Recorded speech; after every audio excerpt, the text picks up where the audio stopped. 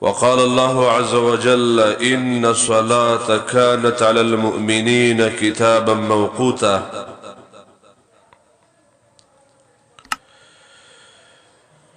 دا الله رب العالمین په فضل و احسان سره باب الطهارت د پاکی متعلق احکام و داغی مسائل بیان شول. مسائل الوضوء او مسائل التیمم، مسائل الغسل. دا علم په کتابونو کې دا یو ترتیب دی چې کله او دس بیان کی او طهارت مسئله بیان کی نو داغه نرستا د اوقات مسئله بیانې د مانزه اوقات چې کله بیان شي بیا د اذان مسئله بیانې، اذان چې کله بیان شي بیا د مانزه مسئله بیانې. دا ترتیب د صحیح البخاری، ابو داود، ترمذی دي کتابونو کې. منګ هم دا اراده کړل چې د خپل خطبه په ترتیب باندې بنا کو، ځکه دا د محدثینو ترتیب دی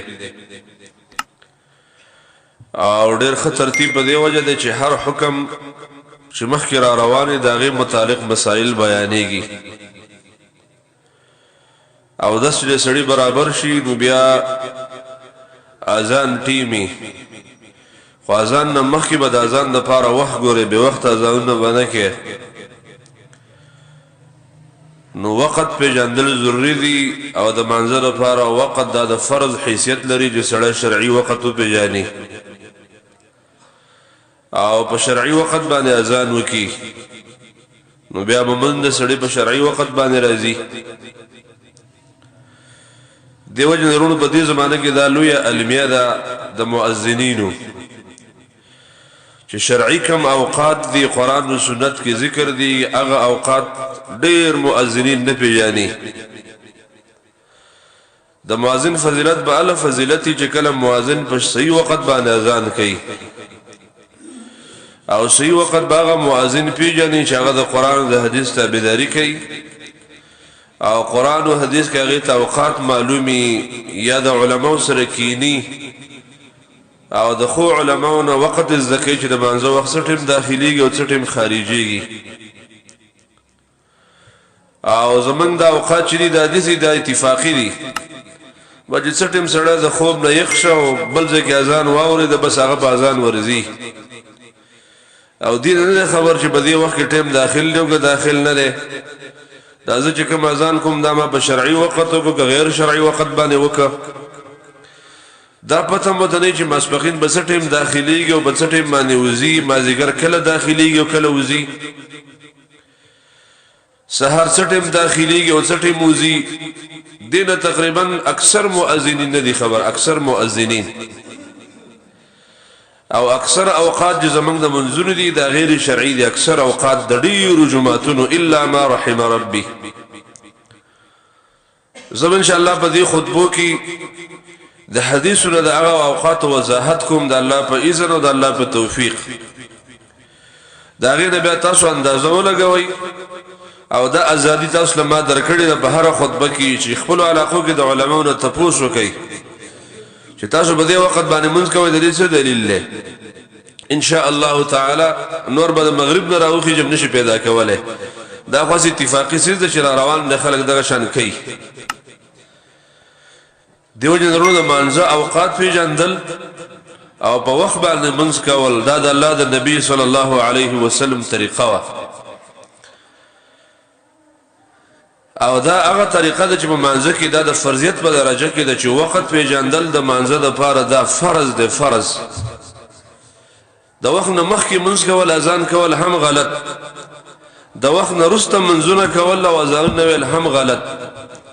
کله به سامنز قبول شي او کله به قبول نشي. قرآن کې تقریبا اجمالی طریقې سره الله د اوقاتو اشارات بیان کړي، لکه دا دوه آیتونه ما ولستل، د آیتونو ټوکړې سورة النساء ان الصلاة كانت على المؤمنين كتابا موقوتا. الله وی منځ په خپل ټیم لیکل شوی د مانځ خپل اوقات دي. د اجمالی آیات واقم الصلاه طرفي النهار وزلفا من الليل منځونه چې کې د ورځې په دوه طرفونو کې د شپې په صحیحه کې دوه طرفونه سحر مسبخین مازیګر د شپې سم خام ماسوتن دا اجمالی تور سره قران کې د منځونو اوقات شته اقم الصلاه لدلوك الشمس الى غسق الليل نور چې کله ووري مسبخین کې دې ټیم کې منځ کوا د ماخام د تیارې پوري وقران الفجر او د سحر منځ نو په دې آیت کریمه کې هم د 15 اوقات او ټیم اجمالی تور سره الله عزوجل ذکر کړی دی فسبحان الله حين تمسون وحين تصبحون ما خام منځ کوي مازیګر تصبحون د سحر منځ کوي په دې آیت کریمه کې د مانزه اوقات دي اجمالی وسبح بحمد ربك قبل طلوع الشمس وقبل غروبها ومن آناء الليل په دې آیت کریمه کې د مانزه اوقات دي اجمالی تور سره تقریبا په قران کریم کې 15 آیتونه دي سدي چې په دې کې الله عزوجل د مانزه اوقات اجمالا طریقې سره بیان کړی دي چې مختصر بیان کړی دي باقی د مانزه تفصیلی اوقات چې دي رونو دا په احادیث نبویو کې ته به حدیث د رجوع کې د منځ وخت به د حدیث نه معلومه او دا ډیره مهمه مسله ده ډیرو خلکو منځونه به دې وخت کې ضایع دي بیکاره خاص کرد د ډیرو جماعتونو د مازیګر منځ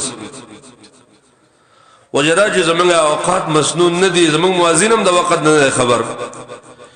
او زمونږ علیم هم وخت نه بیان چې د مازیګر د مانځ سی وخت څه شه د پس ټیم کې منځ کیږي